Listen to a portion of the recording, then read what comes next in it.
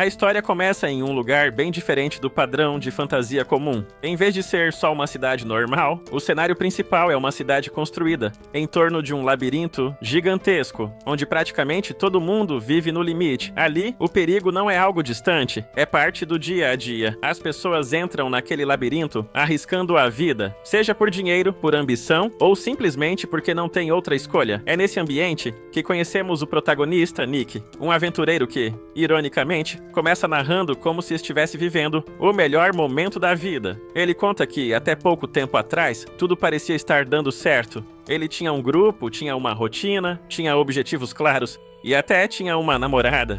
O sonho dele era simples e bem típico de aventureiro. Ele queria ajudar a party em que fazia parte, chamada Masters of War, a subir de nível e se tornar uma equipe de rank A. Só que essa estabilidade dura pouquíssimo. De forma repentina, o líder do grupo, Argus, que era justamente a pessoa que Nick mais admirava, toma uma decisão que destrói o mundo dele. Argus expulsa Nick da party, sem aviso, sem conversa de verdade, sem chance de resolver. É como se, de um dia pro outro, Nick deixasse de ter valor. E antes mesmo dele conseguir processar esse golpe, vem outro ainda pior. A garota que ele amava, a namorada dele, decide terminar o relacionamento. Ou seja, em um curto intervalo de tempo, Nick perde o grupo que era sua casa. E perde também a pessoa que ele achava que estava ao lado dele. A partir daí, o episódio mostra como o emocional do Nick despenca de vez. Ele entra numa espiral de frustração, dor e vazio, e de repente ele se vê mudando completamente. A história corta e já mostra o Nick no presente, num estado que ninguém esperaria. Ele virou um idol otaku. Sim, do nada. Ele aparece gritando, suando, com uma energia totalmente fora do comum, vibrando como se fosse um fã fanático, torcendo com tudo por sua nova idol favorita, uma cantora chamada Agathe. Ele está tão empolgado que parece outra pessoa. Só que logo o episódio faz questão de mostrar que aquilo não veio do nada. Aquela fase não é só piada, é a forma que Nick encontrou de escapar da dor. Então a narrativa volta um pouco no tempo e mostra o que aconteceu de verdade. Depois que ele foi chutado da party, Nick estava completamente quebrado. Ele ficava se perguntando onde tudo tinha desandado, o que ele fez de errado e por que a vida dele desmoronou tão rápido. E nesse processo, ele começa a lembrar de alguns momentos que, na época, ele tentou ignorar, mas que agora fazem todo sentido. Um desses momentos envolve um integrante do grupo chamado Garoso. Nick nunca engoliu o que aconteceu com esse cara. Garoso tinha roubado o dinheiro do grupo e não foi por necessidade ou sobrevivência. Ele roubou por causa de uma garota. Mesmo assim, em vez de expulsarem o sujeito ou punirem de verdade, o grupo simplesmente deixou passar. Nick odiou isso. E o pior é que Argus ainda exigiu que Nick aceitasse a situação e perdoasse, como se fosse obrigação dele engolir o absurdo. A partir daí, o relacionamento entre Nick e Argus começou a se deteriorar. Argus joga na cara do Nick que foi ele quem acolheu o garoto, que foi ele quem deu a chance dele crescer como aventureiro. Como se Nick devesse gratidão eterna. Só que, segundo Argus, agora Nick estava se tornando alguém arrogante, alguém que queria mandar nos outros, alguém que estava passando dos limites. E Nick percebe que os dois já não estavam mais na mesma sintonia. Eles não enxergavam mais o grupo do mesmo jeito. Então, Argus simplesmente bate o martelo, expulsa Nick e diz para ele procurar outro lugar, onde ele talvez se encaixasse melhor. Depois disso, Nick continua vagando sem rumo, afundado no próprio sofrimento. E é aí que acontece um momento inesperado. Uma garota se aproxima, preocupada, tentando puxar conversa. Só que Nick, no fundo do poço, não quer saber de nada. Ele tenta afastar ela, como se fosse só mais alguém se metendo onde não devia. A garota se ofende na hora. Ela diz que não é nenhum cachorro para ser enxotada daquele jeito. Mesmo assim, ela não vai embora sem fazer nada. Ela entrega a Nick um ingresso de show e explica que ela é uma idol. Ela diz que, como idol, ela acredita que é responsabilidade dela animar as pessoas e dar esperança, mesmo para alguém que está destruído por dentro. Nick, sem paciência e sem fé em nada, responde que não vai ao show dela. Ele recusa como se aquilo fosse inútil. Só que o episódio revela um detalhe importante. Essa garota é justamente Agathe, a idol que ele estava gritando e idolatrando no começo. Voltando ao presente, Nick aparece no show dela, completamente diferente. Agora ele está feliz, animado e parece genuinamente agradecido por ter ido. Ele vibra com a apresentação, se empolga, se sente vivo de novo. É como se, por algumas horas, ele finalmente tivesse encontrado algo que o puxasse para fora do buraco. E quando o show termina, Nick chega numa conclusão bem prática. Se ele vai virar idol otaku de verdade, ele vai precisar de dinheiro.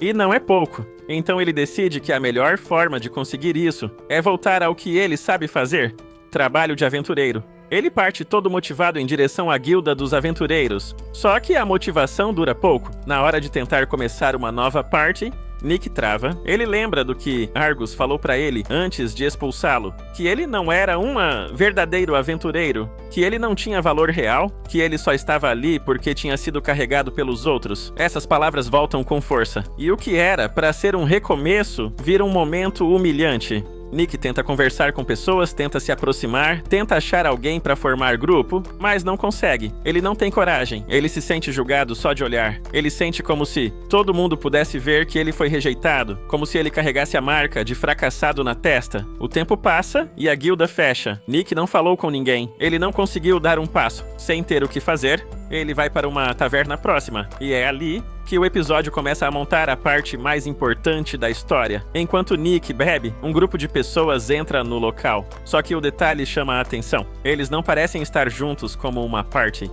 Eles entram separados, com um clima estranho, como se fossem desconhecidos. Mesmo assim, acabam indo parar na mesma mesa. Nick observa. E o que ele vê é um conjunto de figuras bem incomuns. Primeiro, tem uma garota que claramente chama a atenção pela aparência e pelo que carrega. Nick percebe que ela possui uma joia extremamente rara e cara. Só por isso já dá pra notar que ela não é alguém comum.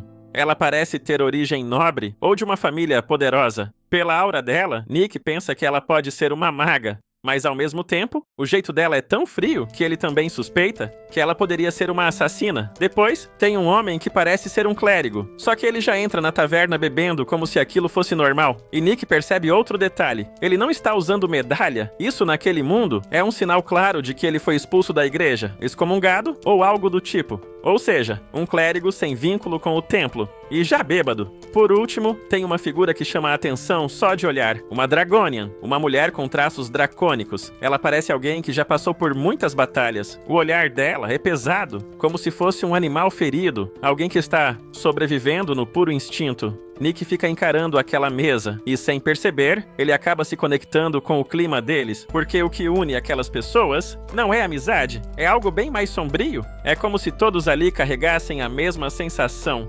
frustração, cansaço e desconfiança. Nick começa a beber e, num impulso, faz um brinde. Só que não é um brinde feliz. Ele ergue o copo pensando nos antigos amigos e na ex-namorada, mas em vez de agradecer, ele acaba condenando todos. Ele sente raiva, sente traição, sente nojo. E então, chega numa conclusão amarga. Qualquer amigo que ele fizer, um dia vai trair ele também. Ele decide que não dá pra confiar em ninguém, e aí acontece uma coincidência absurda. No momento em que Nick termina de falar isso, os outros três na mesa soltam exatamente a mesma frase ao mesmo tempo: que não existe ninguém no mundo em quem se possa confiar. Os quatro se encaram. Eles ficam chocados com o sincronismo. E naquele instante, fica claro que, apesar de serem estranhos, eles compartilham a mesma dor. O episódio então começa a mostrar a história de cada um. A primeira é a garota maga, que se chama Tiana. Ela é apresentada como alguém extremamente talentosa. O anime mostra ela impressionando as pessoas com magia, dominando feitiços com um nível acima do normal. E isso não é por acaso. Ela é filha de um clã poderoso, o clã Argent. No script aparece algo distorcido como Arena Fel, mas o correto é Argent. Mesmo assim, o talento dela ainda chama a atenção, porque ela domina mais de um tipo de magia. Ela consegue controlar magia de água e também magia de vento, algo que já seria raro. Tiana explica que não está estudando magia para ficar famosa. Ela tem uma mentalidade diferente. Ela realmente gosta de aprender. Ela quer entender o mundo, quer crescer como pessoa e vê a magia como uma forma de se conectar com a sociedade e com tudo ao redor. Na escola, ela era o orgulho da turma. Era a aluna exemplar, a estrela. Um dia, Tiana vai procurar seu noivo, Alex, toda empolgada. Ela quer contar que conseguiu impressionar os professores usando magia de raio, e que isso vai permitir que ela se forme um ano mais cedo. Ela chega feliz, esperando apoio. Só que, quando ela encontra Alex, ele não está sozinho. Ao lado dele está uma garota chamada Lynn, filha de comerciantes ricos. Tiana estranha e pergunta quem é aquela menina. E aí tudo desanda. Alex acusa Tiana de ter feito bullying com Lynn na escola. Lynn reforça e acusa Tiana de seduzir professores para conseguir notas altas. Tiana fica ofendida. Ela tenta se defender, mas Alex não para. Ele começa a despejar um monte de coisas que estavam guardadas. Ele diz que os professores recebem suborno e mudam notas. Diz que Tiana só vive se exibindo com a magia poderosa que tem, que ela faz os outros se sentirem inferiores por não terem o mesmo dinheiro ou poder. Ele diz que ela vive falando que se esforça por ele, mas que, na prática, o fato dela ser sempre a melhor da escola só faz ele parecer pequeno. Alex chega no limite e rompe o noivado ali mesmo. Ele diz que não aguenta mais a humilhação. Depois disso, Tiana fica em choque. Ela começa a questionar tudo. Ela se pergunta se realmente estava enxergando o mundo, ou se no fundo, só enxergava a si mesma. O episódio deixa claro que ela percebe, tarde demais, que talvez ela nunca tenha entendido as pessoas ao redor. Sem escola e sem rumo, Tiana começa a procurar emprego. E aí ela descobre a realidade cruel. Ninguém quer contratar ela, seja por preconceito, por medo, por inveja. Ela é rejeitada em todo lugar, até que por acaso ela encontra um bilhete de aposta para uma corrida. Ela tenta e ganha. No começo, ela fica em choque porque parece uma solução milagrosa. Só que, como acontece com todo apostador, o destino se repete. Ela continua tentando e começa a perder. Logo, ela está sem dinheiro de novo. Sem ter como pagar aluguel, Tiana considera virar aventureira. Em um momento, um homem tenta recrutar ela para uma party, mas assim que ele percebe o nível de magia dela, ele se apavora. Em vez de ficar impressionado de um jeito bom, ele fica com medo. Tiana tenta se lembrar de algo simples, sorrir mais. Ela força um sorriso, tentando parecer mais amigável. Só que isso só assusta o próximo ainda mais. E são esses acontecimentos que acabam levando ela para aquela taverna. Nick ouve a história dela e não consegue evitar. Ele comenta o quanto a situação dela é complicada. Depois disso, Nick vira para o clérigo e diz que agora é a vez dele. O homem se apresenta como Padre Zen. No script aparece como Zan, mas o nome correto é Zen. Ele conta que vem de uma cidade conhecida por ervas medicinais e por um templo que cultua o deus da inspiração divina, chamado Medler. Zen explica que era um homem respeitado. Ele elogia uma trabalhadora do templo, uma garota que fazia um bom trabalho, coletando ervas. Só que, com o tempo, essa garota começou a demonstrar interesse romântico por ele. Zen, sendo fiel à igreja, rejeitou. Ele tentou dizer para ela seguir a vida, procurar outra coisa. Só que a rejeição destruiu a garota. E algum tempo depois, quando Zen estava prestes a ser promovido para alto clérigo, tudo virou pesadelo. Ele foi preso. A garota o acusou de ter machucado ela. E o pior, ninguém acreditou nele.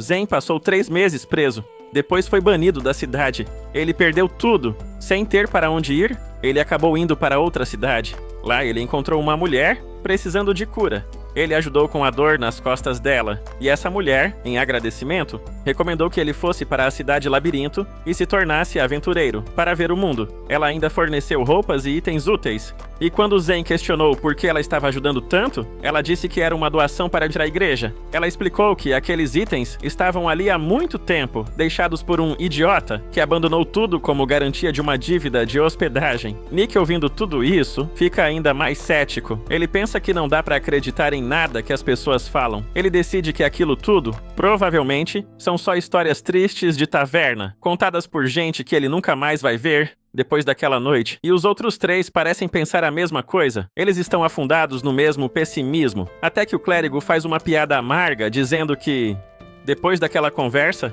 ele vai sair para derrotar o Rei Demônio. Nick então vira para a última pessoa da mesa e diz que agora é a vez dela falar.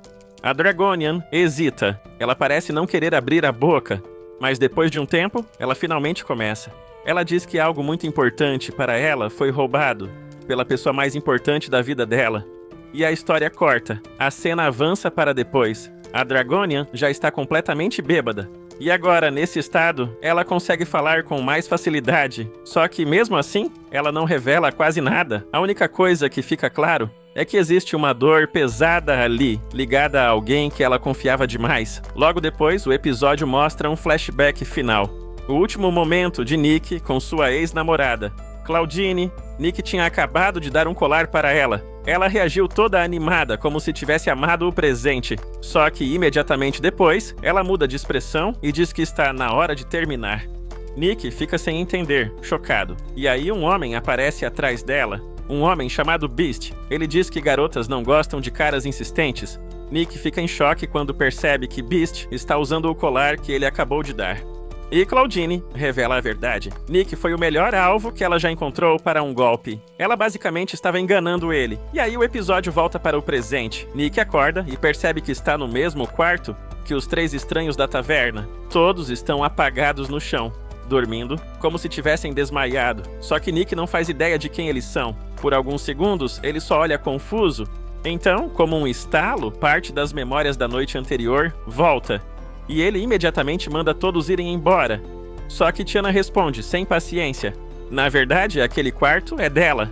Ou seja, é Nick que precisa sair. Os 4 começam a se levantar e se preparar para ir embora.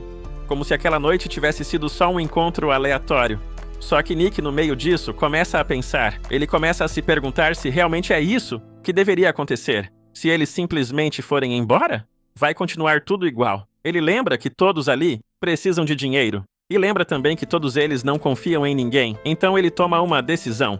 Nick diz que, já que eles não conseguem confiar em mais ninguém, então talvez a melhor ideia seja formar uma party juntos. E é aí que o episódio encerra, afirmando que aqueles 4 estranhos, um dia, acabariam salvando o mundo.